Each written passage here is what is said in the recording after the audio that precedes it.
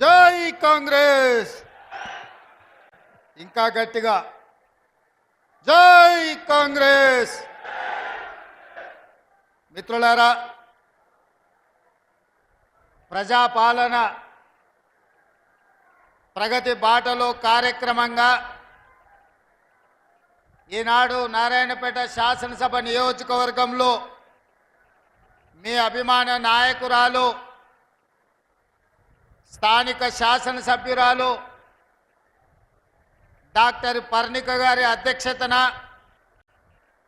నారాయణపేట శాసనసభ నియోజకవర్గ అభివృద్ధి కోసం ఈరోజు ప్రారంభోత్సవాలు చేసుకొని అందులో భాగంగా ఆడబిడ్డలకు ఆలంబన ఇవ్వాలని, ఆర్థికంగా వాళ్ళని బలోపేతం చేయాలని ఈరోజు జిల్లా మహిళా సమాఖ్య ఆధ్వర్యంలో పెట్రోల్ బంకును ఈరోజు ఆడబిడ్డలే నిర్వహించుకునే విధంగా రాష్ట్రంలో దేశంలో ఎక్కడ లేని విధంగా ఈరోజు మనము ఆడబిడ్డలు పెట్రోల్ బంకు నిర్వహించుకోవడానికి ప్రారంభించుకున్నాం. ఇదే కాదు, ఆనాడు 2004 నుంచి 2014 వరకు తెలంగాణ రాష్ట్ర ప్రాంతంలో 25 లక్షల ఇందిరమ్మ ఇండ్లు, పేదవాడి ఆత్మ గౌరవం ఇందిరమ్మ ఇల్లు అని ఆనాడు తండాలలో, గూడాలలో, మారుమూల పల్లెల్లో ఉన్న పేదలకు, ముఖ్యంగా దళితులకు, గిరిజనులకు, ఆదివాసీలకు, బలహీన వర్గాలకు, మైనారిటీలకు, మహిళలకు ఇందిరమ్మ ఇండ్లు ఆనాడు ఇస్తే 10 సంవత్సరాలు గత ప్రభుత్వం నిర్లక్ష్యం వహించింది. డబుల్ బెడ్రూమ్ ఇండ్లు ఆశ చూపించి 10 ఏళ్ళు మనల్ని మోసం చేసినందుకు తగిన గుణపాఠం చెప్పి ఈనాడు ప్రజాపాలన తెచ్చుకుంటే తెలంగాణ రాష్ట్రంలో మంత్రులు పొంగులేటి శ్రీనివాసరెడ్డి గారి నేతృత్వంలో ఈరోజు 5 లక్షల ఇండ్లు దాదాపుగా తెలంగాణ రాష్ట్రం నలుమూలల ప్రతి నియోజకవర్గానికి దాదాపుగా 3500 ఇండ్లను ఇవ్వాలని ఈరోజు నిర్ణయం తీసుకొని ఆ ఇందిరమ్మ ఇండ్ల శిలా ఫలకాలు ఈరోజు ప్రారంభోత్సవ కార్యక్రమాలు, నూతన ఇందిరమ్మ ఇండ్ల నిర్మాణం కోసం ఈరోజు పునాదులు తీసి ఈరోజు మనం పనులను ప్రారంభించుకున్నాం మిత్రులు పొంగులేటి శ్రీనివాసరెడ్డి గారి నేతృత్వంలో.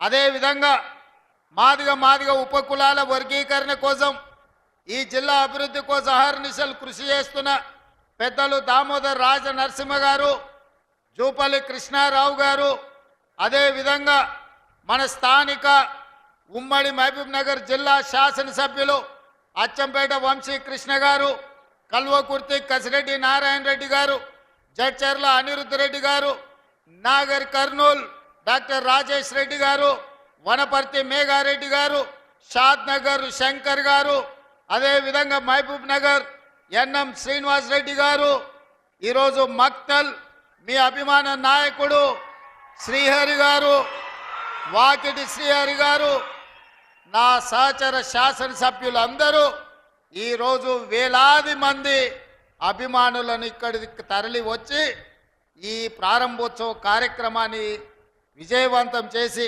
ఆ పక్కన మా ఆడబిడ్డలు దాదాపుగా 10-15 వేల మంది ఆడబిడ్డలు వచ్చి ఈ ప్రభుత్వం మాది, మా తమ్ముడు తెలంగాణ రాష్ట్ర ముఖ్యమంత్రిగా బాధ్యతలు నిర్వహిస్తుండు, మేము ఆదరించాలి, మేము ఆశీర్వదించాలని మా సోదరుల కంటే మా సోదరిమణులు వేలాదికి వచ్చి ఈరోజు క్రమశిక్షణతో అక్కడ కూర్చొని ఈ ప్రభుత్వాన్ని ఆశీర్వదిస్తున్నారు. మిత్రులారా, ఈరోజు ఈ వేదిక మీద నుంచి 4 కోట్ల తెలంగాణ ప్రజల్ని ఆలోచన చేయమని నేను అడుగుతున్నా. ఆనాడు నిజాం నవాబుల నుంచి విముక్తి కలిగిన తర్వాత మొట్టమొదటి హైదరాబాద్ రాష్ట్రానికి ముఖ్యమంత్రిగా మా పాలమూరు బిడ్డ బూర్గుల రామకృష్ణారావు గారు ఆనాడు ముఖ్యమంత్రిగా బాధ్యతలు వహిస్తే మళ్ళీ 7 దశాబ్దాలు మా పాలమూరు జిల్లాకు ఉమ్మడి రాష్ట్రంలో కానీ తెలంగాణ రాష్ట్రంలో కానీ సరైన ప్రాతినిధ్యం రాలే. 7 దశాబ్దాల తర్వాత ఈ పాలమూరు బిడ్డల ఆశీర్వాదం వల్ల మీరు అండగా నిలబడి 12 మంది పార్లమెంటు సభ్యులను గెలిపించి ఆశీర్వదించి నన్ను హైదరాబాద్కు పంపిస్తే తెలంగాణ రాష్ట్రానికి ముఖ్యమంత్రిగా మీ పాలమూరు బిడ్డ మీ సోదరుడు ఇవాళ ముఖ్యమంత్రి అయ్యి ఇవాళ మీ ముందు నిటారుగా నిలబడ్డాడు. మిత్రులారా, ఇవాళ ఆలోచన చేయండి. ఉమ్మడి రాష్ట్రంలో ఎంతోమంది పాలకులు వచ్చిండ్రు, ఎందరో ముఖ్యమంత్రులు అయినరు. ఎన్నిసార్లైనా మన పాలమూరు పేదరికాన్ని చూపించి ప్రపంచ దేశాలలో మార్కెటింగ్ చేసుకున్నారు తప్ప మన జిల్లాను అభివృద్ధి చేయలే. ఇవాళ ఈ వేదిక మీద నుంచి నేను అడుగుతున్న మేధావులను, ఈ తెలంగాణ రాష్ట్రంలో ఉన్న చదువుకున్న వాళ్ళను, నీళ్లు నాగరికత తెస్తాయి, నీళ్లు పంటలు తీసుకొస్తాయి, మీ నీళ్లు పసిడి బంగారాన్ని పండిస్తాయి. మరి నీళ్లు నాగరికతను దేవాల్సింది, పసిడి పంటలు పండించాల్సిన ఈ పాలమూరు జిల్లాలో కృష్ణానది జలాలు 811 టీఎంసీలు దశాబ్దాలుగా పారుతున్నా మాకెందుకు పసిడి పంటలు రాలేదు? మా కష్టాలు ఎందుకు తీరవలేదు? మా కన్నీళ్లు ఎందుకు తూడవలేదని నేను అడుగుతున్నా. ఈ పాలమూరు జిల్లా నాడు ఉమ్మడి రాష్ట్రంలో లేదా? ఈ పాలమూరు జిల్లా ఏర్పడ్డ తెలంగాణ రాష్ట్రంలో లేదా? ఈ పాలమూరు జిల్లా బీఆర్ఎస్ పార్టీకి ఓట్లు వేయలేదా? అంతెందుకు 2009లో నాడు చంద్రశేఖరరావు గారు కరీంనగర్ జిల్లా ప్రజలు తరుముతే భుజాన జోలె వేసుకొని జోలె పట్టుకొని పాలమూరు జిల్లాకు వచ్చి ఈ ప్రాంతంలో ప్రజల్ని అడుక్కుంటే నా పాలమూరు సోదరులు, మా సోదరి మనులు నీకు భిక్ష పెట్టినరు. నీ బొంతలో భిక్ష వేసి పార్లమెంటు సభ్యుని వేసి ఢిల్లీకి పంపిస్తే నువ్వు పార్లమెంటు సభ్యుడిగా పదవిని ఎలగబెట్టినావు. సోనియమ్మ తెలంగాణ రాష్ట్రం ఇస్తే నువ్వు తెచ్చినా అని గొప్పలు చెప్పుకున్నావు. ఆనాడు పాలమూరు జిల్లాను దత్తత తీసుకుంటున్నావు. తెలంగాణ రాష్ట్రం వస్తే పాలమూరు బాగుపడుతుందన్నావు. వలసలు ఆగిపోతాయన్నావు. మా కన్నీళ్లు తూడుస్తా అన్నావు. మా ప్రాజెక్టులు పూర్తి చేస్తా అని మాటిచ్చినావు.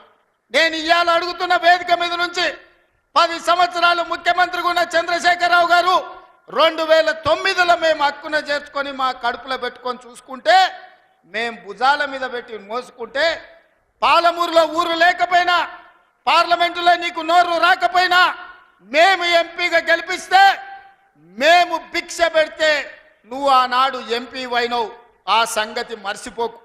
మరి 10 సంవత్సరాలు ముఖ్యమంత్రిగా ఉన్న నువ్వు మా ప్రాజెక్టులను ఎందుకు పూర్తి చేయలేదని నేను అడుగుతున్నా.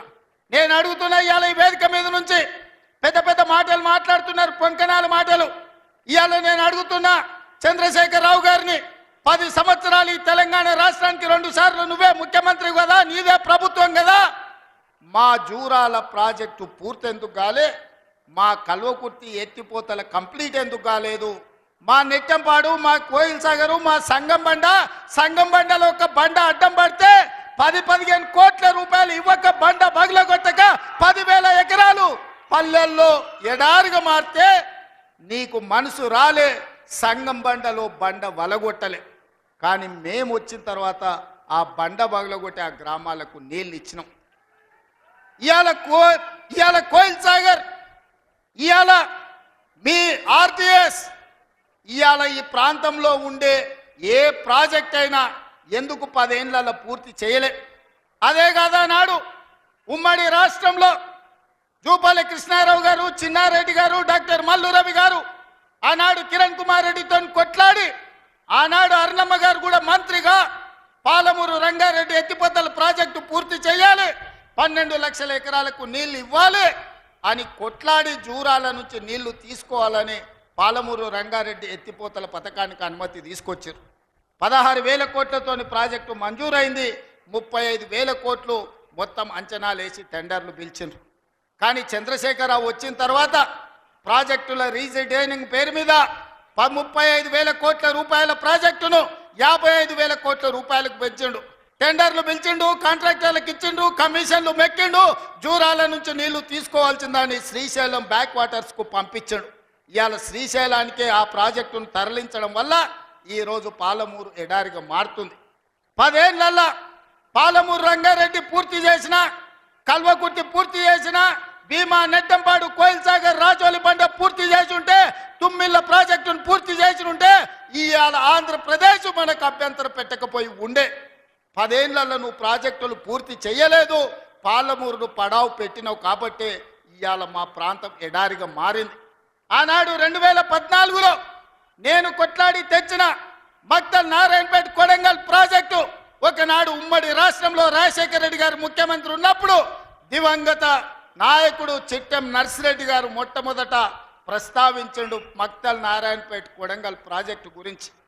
ఆ తర్వాత వారు చనిపోయినాక దాని గురించి మాట్లాడిన వాళ్ళే లేరు.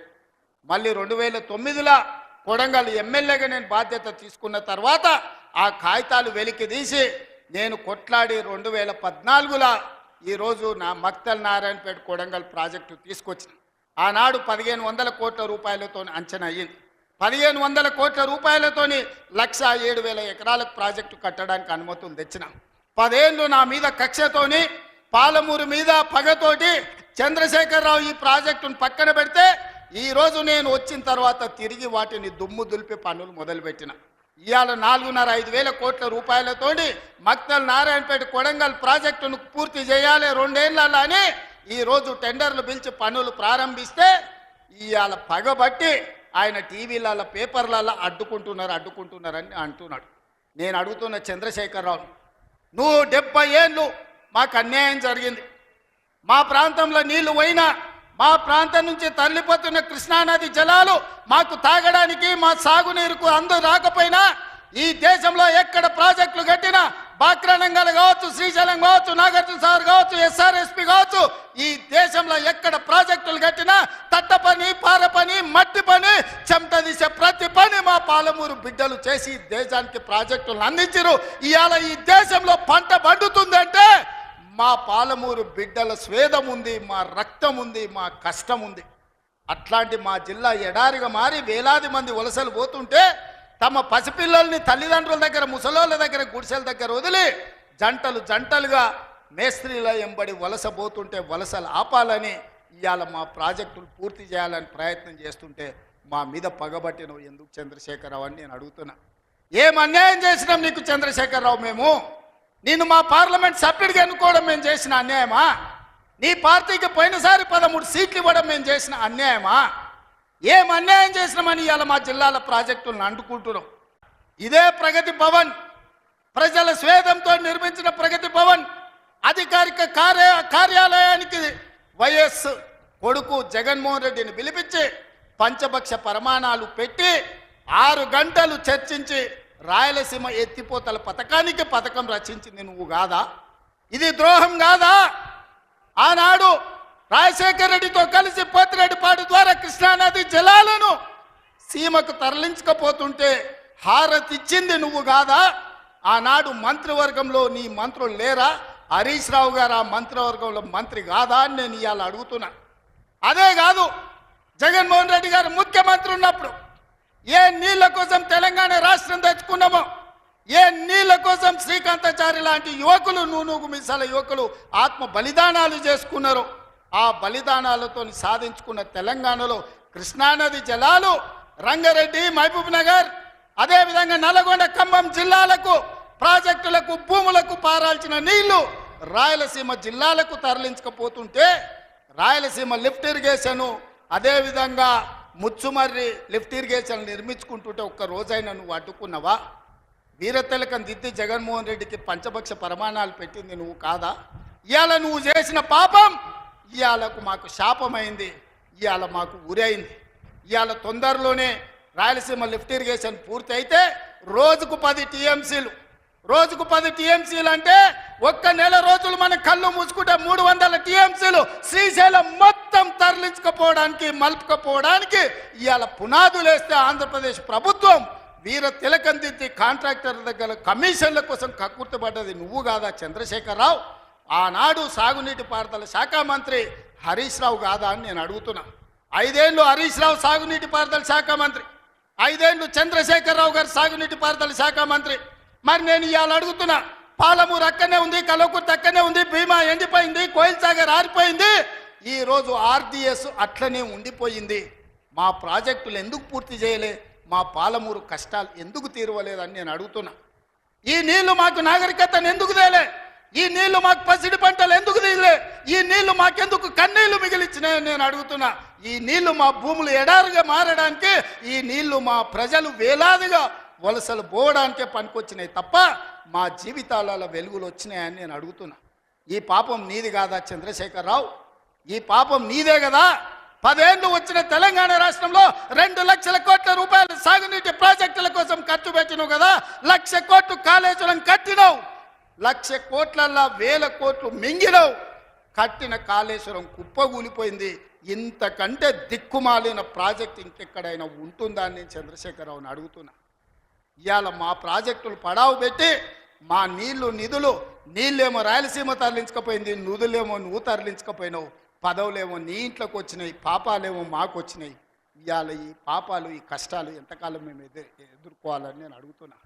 అందుకే మిత్రులారా, ఇవాళ మన మీద పగబట్టిండు. 10 ఏళ్ళు ముఖ్యమంత్రి ఉన్నాయన, మన పరిపాలన బాగలేదంటుండు. నేను అడుగుతున్న ఇక్కడికి వచ్చిన సోదరుని, తెలంగాణ ప్రజల్ని, 10 ఏళ్ళు కేసీఆర్ ముఖ్యమంత్రి ఉన్నాడు, 12 ఏళ్ళు నరేంద్ర మోడీ ప్రధానమంత్రి ఉన్నాడు.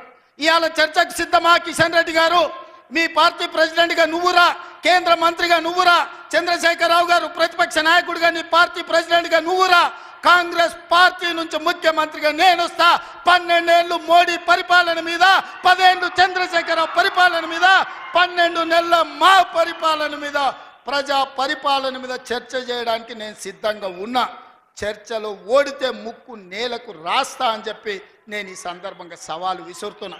ఇవాళ నేను అడుగుతున్నా, మాకు అవకాశం వచ్చింది, మా జిల్లాకు అవకాశం వచ్చింది. మేము ఎవరినో అడుక్కోవడం, ఎవరి ముందల్లో చేయి దాచడం కాదు. ఇవాళ మా పాలమూరు జిల్లాకే ఒక అవకాశం వచ్చింది. మా ప్రాజెక్టులు మేము పూర్తి చేసుకోవద్దా? మా మక్తల్ నారాయణపేట కొడంగల్ ఎత్తిపోతల పథకాన్ని మేము కట్టుకోవద్దా? మా పాలమూరు రంగారెడ్డి పూర్తి చేసుకోవద్దా? మా కల్వకుర్తి పూర్తి చేసుకోవద్దా? మా బీబా పూర్తి చేసుకోవద్దా? మా నెట్టంపాడు పూర్తి చేసుకోవద్దా? మా కోయిల్ సాగర్ పూర్తి చేసుకోవద్దా? మా జూరాల పూర్తి చేసుకోవద్దా?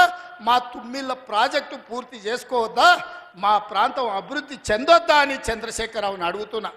ఏది తీసినా ఏది పెట్టినా వద్దు అనే తప్ప నీ నోటి నుంచి ఒక్క మాట అయినా మంచి మాట వచ్చిందా అని నేను అడుగుతున్నా.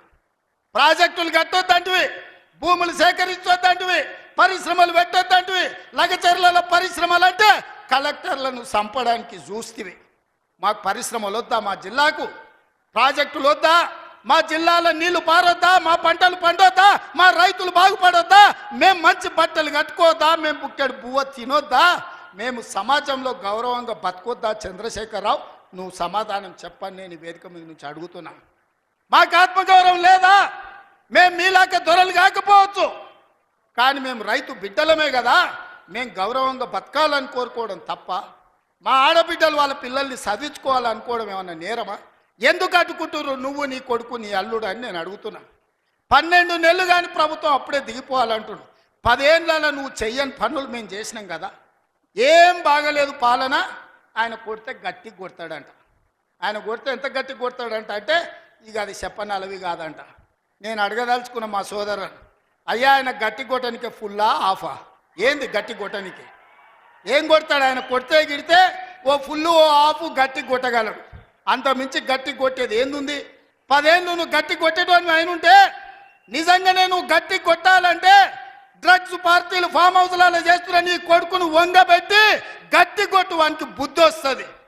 ఢిల్లీలో లిక్కర్ దందాలు చేసి తెలంగాణ గౌరవాన్ని తీసిన నీ బిడ్డను దవడ మీద అంగబెట్టి గట్టి కొట్టు. తెలంగాణ పరువు తీసినందుకు గట్టి కొడితే వస్తుంది. కాళేశ్వరం పేరు మీద 1,00,000 కోట్లు మింగిన నీ అల్లుని దవడ మీద అంగబెట్టి కొట్టు గట్టిగా. అప్పుడు వానికి బుద్ధి వస్తుంది, సిగ్గు వస్తుంది. తెలంగాణను ముంచినందుకు గట్టి కొట్టేది ఉంటే నీ ఇంట్లో కొట్టు, వాళ్ళని దారిలో పెట్టు. కాంగ్రెస్ను గట్టి కొడతా అంటే మా కాంగ్రెస్ పార్టీ కార్యకర్తలు ఊరుకుంటారా? రా, ఎంత గట్టి కొడతావో చూద్దాం. పొంకణాల పోసిగానికంట 3 ఎట్లంట 36 దొడ్లంట. వెనకడికి పొంకణాలు చెప్పేటోడు. 10 ఏళ్ళు నువ్వే ఉన్నావు కదనే. 10 ఏళ్ళలో నిన్ను ఇవ్వడం చేయొద్దన్నాడా? ఇవాళ మేము 12 నెలల ఏమి చేయలేదు అంటున్నాడు. నేను అడుగుతున్న ఇక్కడికి మా ఆడబిడ్డల్ని, అక్క 500 రూపాయలకు సిలిండర్ వస్తలేదా? ఆర్టీసీ బస్సులో ఉచితంగా మీరు బస్సు ఎక్కుతారని టికెట్ అడుగుతురా? ఆ ఎల్లా అమ్మగారింటికి పోవాలంటే ఇంటి ఆయన కిరాయి పైసలు అడగాలి. అమ్మవారి గుడికి పోవాలంటే పక్కింటోళ్ళు తోడు రావాలి.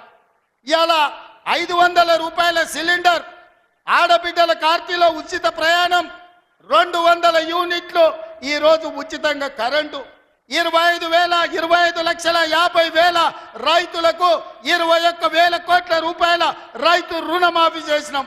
రైతు భరోసా కేసీఆర్ ఎగనామ పెడితే వచ్చిన ఎంబడే 7,625 కోట్ల రూపాయలు ఇవాళ రైతు భరోసా మొదటి విడత ఇచ్చినాం. రెండో విడత ఈరోజు రైతు భరోసాల 10,000 కోట్ల రూపాయలు, ఎకరాకు 12,000 సంవత్సరానికి ఇవాళ మనం మొదలు పెట్టినాం. మార్చి 31 లోపల ఈరోజు రైతు భరోసా నిధుల్ని రైతుల ఖాతాలో వేయదలుచుకున్నాం. నిరుద్యోగ యువకులకు 55,000 ఉద్యోగాలు ఇచ్చినాం. ఇవాళ ఆడబిడ్డలకు, మహిళా సంఘాలకు పాఠశాలలు నిర్వహించుకోనికి అమ్మ ఆదర్శ పాఠశాల ఇచ్చినాం.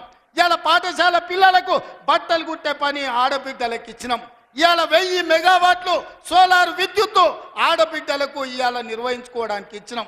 ఇవాళ మహిళా సంఘాలకు 600 బస్సులు కొని ఆర్టీసీకి ఇవాళ కిరాయిలకు పెట్టే అవకాశం మా ఆడబిడ్డలకు ఇచ్చినాం. ఈ రకంగా చెప్పుకుంటూ పోతే ఈరోజు కొడంగల్ నారాయణపేట లిఫ్ట్ ఇరిగేషన్ మహబూబ్ నగర్కు తీసుకొచ్చినాం.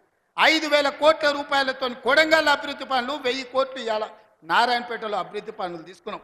పాలమూరు ప్రాజెక్టు పూర్తి చేయాలని ఇవాళ ముందుకు పోతున్నాం. ఈ రకంగా మేము వచ్చిన తర్వాత ఇంతకుముందే పొంగులేటి శ్రీనివాసరెడ్డి గారి నేతృత్వంలో ఆనాడు ఆగిపోయిన ఇందిరమ్మ ఇల్లు మళ్ళీ ప్రారంభించి నియోజకవర్గానికి 3,500 కాదు, అవసరమైతే 5,000 ఇల్లు ప్రతి నియోజకవర్గానికి 5 లక్షల రూపాయలు పేదవాడు ఇల్లు కట్టుకోవడానికి ఇవాళ ఉచితంగా ఇస్తున్నాం. నువ్వు ఎన్ని డబుల్ బెడ్రూమ్ ఇండ్లు ఇచ్చినావు 10 ఏళ్ళని నేను అడుగుతున్నా. సంవత్సరంలో 5 లక్షల ఇండ్లు మేము ఇస్తాం. ఆనాడు 10 ఏళ్ళ 25 లక్షల ఇందిరమ్మ ఇండ్లు మేము ఇచ్చినాం. నేను అందుకే ఇవాళ టీఆర్ఎస్ వాళ్ళకు ఒక సవాల్ విసురుతున్నాను. చిత్తశుద్ధి ఉంటే మీరు రాండి. ఏ ఊర్లో అయితే ఇందిరమ్మ ఇండ్లు ఉంటాయో రేపు సర్పంచ్ ఎన్నికలలో మేము ఓట్లు అడుగుతాం. ఏ ఊర్లో మా ఇందిరమ్మ ఇండ్లు లేవో మేము ఎన్నికల్లో పోటీ చేయం. నువ్వు నీ డబుల్ బెడ్రూమ్ ఇండ్లు ఉన్న ఊర్లలోనే నువ్వు పోటీ చేయాలి. నీకు దమ్ముందా? నేను సూటిగా సవాలు విసురుతున్నా. శ్రీనివాసరెడ్డి గారిని కూడా సవాలు విసరమని చెప్తున్నా. మా దామన్నను కూడా తోడుండమని నేను విజ్ఞప్తి చేస్తున్నా. ఏ ఊర్లో ఇందిరమ్మ ఇండ్లు ఉన్నాయో మేము ఆ ఊర్లోనే పోటీ చేస్తాం. ఏ ఊర్లో డబుల్ బెడ్రూమ్ ఇండ్లు ఉన్నాయో గా ఊర్లోనే బీఆర్ఎస్ వాడు పోటీ చెయ్యాలి. దానికి సిద్ధమైతే మా సవాల్ని స్వీకరించి మాట్లాడు. నువ్వేం చేసినావు, మేమేం చేసినావు ప్రజలకు అర్థమవుతుంది. అందుకే ఇవాళ ఆర్టీసీలో బస్సు అయినా, ఆడబిడ్డలకు 200 యూనిట్లు ఇంటికైనా, 500 రూపాయల సిలిండర్ అయినా, యువకులకు 55,000 ఉద్యోగాలైనా, 21,000 కోట్ల రూపాయల రైతు రుణమాఫీ అయినా, రైతు భరోసాలో 12,000 కోట్ల రూపాయలు సంవత్సరానికి ఇచ్చిన ఉపాధి హామీ కూలీలకు ప్రతి ఇంటికి 12,000 రూపాయలు ఇవాళ ఉచితంగా ఇచ్చిన ఒక్క సంవత్సరంలోనే ఇవన్నీ పనులు మనం చేసినాం. ఇవే కాదు, ఇవాళ బీసీలు తెలివికల్లోలైన డాక్టర్లు, లాయర్లు, ఇంజనీర్లుగా ఈరోజు చదువుకున్నారు. ఐఏఎస్లు, ఐపీఎస్లుగా వాళ్ళు రాణిస్తున్నారు. మేము ఎంతమంది ఉన్నామో లెక్క చెప్పండి అని అడుగుతున్నారు. 1931 100 ఏళ్ల కింద తెల్లదొరలు లెక్కలు కట్టారు కులగణన. మళ్ళీ ఇవాళ వరకు కట్టలే. 7 దశాబ్దాలైన స్వతంత్ర దేశంలో బీసీ కులగణన చెయ్యలే.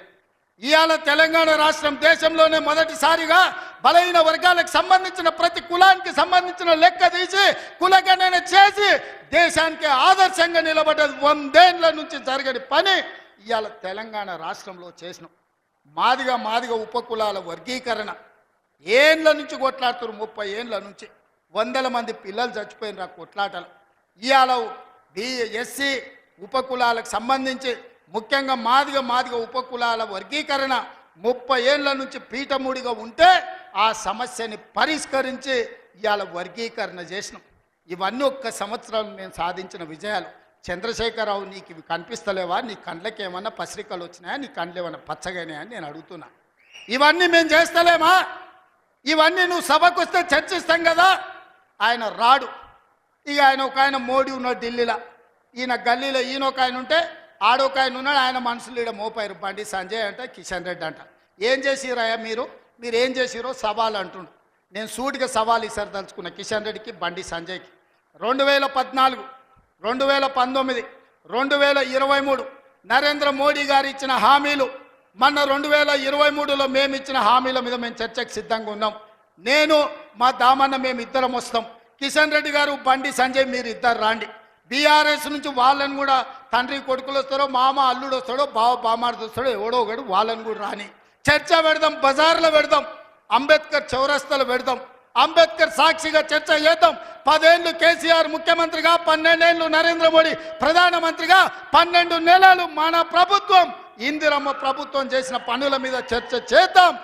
నరేంద్ర మోడీ ఇచ్చిన మాట స్విస్ బ్యాంకులో లక్షల కోట్ల రూపాయలు నల్లధనం ఉంది, అవి తెచ్చి ప్రతి పేదవాడి ఖాతాలో 15 లక్షలు వేస్తా అన్నాడు. ఒక్క పేదోని ఖాతాలన్నా మోడీ 15 పైసలు వేసినాడే? వేసిండా? ఒక్క రూపాయి నల్లధనం తేలే. కానీ నల్లధనం ఉన్నోళ్ళు దేశం విడిచి పారిపోయినారు.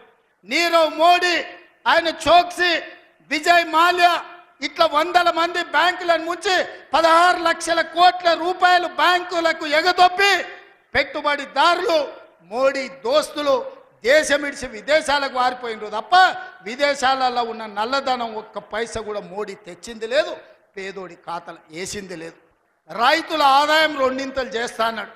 కానీ రైతు వ్యతిరేక నల్ల చట్టాలు తెస్తే 16 నెలలు ఢిల్లీ సరిహద్దుల్లో సైనికులాగా వేలాది మంది రైతులు దీక్ష చేసి నరేంద్ర మోడీ మెడలు వంచి జాతికి క్షమాపణ చెప్పి రైతు వ్యతిరేక నల్ల చట్టాలను మోడీ చేత ఉపసంహరింపజేసిండ్రు రైతులు. అదేవిధంగా 2022 లోపల ప్రతి పేదవాడికి ఇల్లు అందిస్తా అన్నాడు మోడీ. ఏ పేదోడికి ఇల్లు ఇచ్చినవో ఈరోజు అప్పక్పల్లికి రా చూపిద్దురా మోడీ ఇచ్చిన ఇల్లు ఎక్కడుందో. నేను అడుగుతున్న నారాయణపేటకు రా, మోడీ ఇచ్చిన ఇల్లు ఎక్కడున్నాయో నువ్వు చూపిద్దురా. సంవత్సరానికి 2 కోట్ల ఉద్యోగాలు ఇస్తున్నాడు. 12 ఏళ్ళు అయింది, 24 కోట్ల ఉద్యోగాలు రావాలి. ఆ లెక్కన ఒక తెలంగాణకే 1 కోటి ఉద్యోగాలు రావాలి. ఎవరికి వచ్చినాయో ఉద్యోగాలు? ఓ కిషన్ రెడ్డికి, ఓ బండి సంజయ్కి 2 ఉద్యోగాలు వచ్చినాయి. తెలంగాణలో ఎవరైనా మోడీ ఉద్యోగం ఇచ్చిండా? ఎవరికి ఉద్యోగాలు ఇచ్చిండో మోడీ వచ్చి చూపియాలి లెక్క. నేను ఇచ్చిన 55,000 మందికి మొదటి సంవత్సరంలో ఉద్యోగాలు తలకాయ లెక్క పెడితే ఎల్బీ స్టేడియం రా, ఒక్కొక్కరిని లెక్క పెట్టి పేరు రాసుకొని ఏ ప్రభుత్వ ఉద్యోగం ఇచ్చినో లెక్కలు చెప్తా. మోడీ గారు, నీ బంట్లను పంపిస్తావో, నీ బంట్రోతులను పంపిస్తావో నువ్వు పంపించు, లెక్క పెట్టి చూపించే బాధ్యత నాది. మోడీ ఒక రకంగా మోసం చేస్తే ఇక్కడున్న కేసీఆర్ గారు ఇంకొక రకంగా ప్రజల్ని వంచిండు, మోసం చేసిండు, దోపిడీ చేసిండు. ఇవాళ అందుకే సూటిగా నేను సవాల్ విసిరదలుచుకున్న బీజేపీ బీఆర్ఎస్ వాళ్ళకు.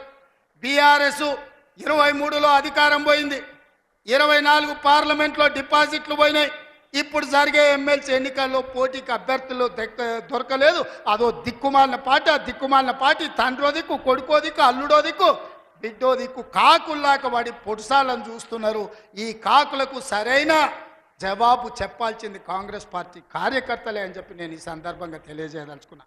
మీరు అడగండి, 10 ఏళ్ళు వాళ్ళు పరిపాలన చేశారు, 10 నెలల్లో మనం అన్నీ చేయలేదని అంటున్నాం. 5 ఏళ్ళ కోసం కదా ఈ ప్రభుత్వం ఎన్నికైంది. 5 ఏళ్లలో అన్ని పనులు పూర్తి చేసే బాధ్యత మనది. ఇవాళ అందుకే పేదలకు అనుకూలంగా పేదల పాలన ఉన్నది. పేదలు బాగుపడితే, పాలమూరు పచ్చబడితే వాళ్ళ కళ్ళు మండుతున్నాయి, వాళ్ళ కడుపు మండుతుంది. పాలమూరు ఎండాలే, మన జీవితాలు పాడు కావాలి అనేది వాళ్ళ ఆలోచన. అందుకే మనమందరం అప్రమత్తంగా ఉండాలి. ఈ జిల్లాకు ఒక అవకాశం వచ్చింది, మన ప్రాజెక్టులు మనమే పూర్తి చేసుకుందాం, మన నిధులు మనమే కేటాయించుకుందాం, మన పనులు పూర్తి చేసుకునే బాధ్యత మనది. ఇవాళ నారాయణపేటకు ఇవాళ ముఖ్యమంత్రి వచ్చిందంటే 1000 కోట్లతోని పనులు ప్రారంభించుకున్నామంటే ఓ మెడికల్ కాలేజీ, ఓ నర్సింగ్ కాలేజీ, ఓ పారామెడికల్ కాలేజీ, ఓ ఇంటిగ్రేటెడ్ రెసిడెన్షియల్ స్కూల్, ఓ మహిళలకు పెట్రోల్ బంక్, ఇందిరమ్మ ఇల్లు ఇక్కడి నుంచే రాష్ట్రానికి ప్రారంభించుకున్నామంటే ఇవాళ మనోడు మన బిడ్డ ఇవాళ ముఖ్యమంత్రి ఉన్నాడు కాబట్టి. పెద్దలు చెప్పిండ్రు మట్టికి పోయినా ఇంటోడే పోవాలి అని. ఇవాళ తెలంగాణ రాష్ట్రానికి మీ బిడ్డ ముఖ్యమంత్రి ఉంటే వాళ్ళ కడుపు మండుతుంది, కళ్ళల్లో నిప్పులు పోసుకుంటారు. ఇవాళ మన మధ్యలో పంచాయతీలు పెట్టాలని చూస్తారు, మన ప్రాజెక్టులు ఆపాలని చూస్తారు. అందుకే ఈ ప్రాంతంలో వచ్చే పరిశ్రమలైన సాగునీటి ప్రాజెక్టులకైనా భూసేకరణను అడ్డుకోకండి. మీకు నష్టపరిహారం అధికంగా ఇచ్చే బాధ్యత మాది. మీరు కొత్త ప్రాజెక్టులు, కొత్త భూములు కొనుక్కోండి, కొత్త ప్రాజెక్టులు కట్టుకోండి. 10 లక్షలు కానీ అవసరమైతే భూములు పోయేటోళ్ళకి 20 లక్షల రూపాయలు ఇప్పించే బాధ్యత నాది. మీ బిడ్డ ఉన్నాడు ఇక్కడ, మీ సోదరుడు ఉన్నాడు. మీరెవ్వరు బాధపడకండి, కన్నీళ్ళు పెట్టుకోకండి. ప్రభుత్వ ఖజానా నుంచి మన జిల్లాకు నేను ఈరోజు నిధులు ఇస్తా. మా అనిరుద్ధ్ రెడ్డి ఉన్నాడు, ఈరోజు ఉదండాపూర్ ప్రాజెక్టు గురించి చెప్తున్నాడు. ఖచ్చితంగా ప్రాజెక్టు సమస్యను తొందరలోనే పరిష్కరించే బాధ్యత నాది. నష్టపరిహారం ఇచ్చే ఉద్దండాపూర్ ప్రాజెక్టును పూర్తి చేసి రైతుల్ని ఆదుకునే బాధ్యత నేను తీసుకుంటా. ఇవాళ మీ కష్టాలు తీరవకపోతే, మీ సమస్యల్ని పరిష్కరించకపోతే మీ బిడ్డ తెలంగాణ ముఖ్యమంత్రిగా ఉండి ప్రయోజనం ఏందని నేను మిమ్మల్ని అడుగుతున్నా. సంపూర్ణమైన విశ్వాసం పెట్టుకోండి. లేక లేక మనకు ఒక అవకాశం వచ్చింది. మన ఇంట్లోనికి మన బిడ్డకు అవకాశం వచ్చినప్పుడు శత్రువులు కుట్రలు చేస్తున్నారు. కడుపుల కత్తులు పెట్టుకొని బయలుదేరుతున్నారు. కౌగిలించుకున్నట్టే ఇకిలిస్తున్నారు, కౌగిలించుకొని కడుపుల కత్తులు పెట్టి పొడిచి చంపాలని చూస్తున్నారు.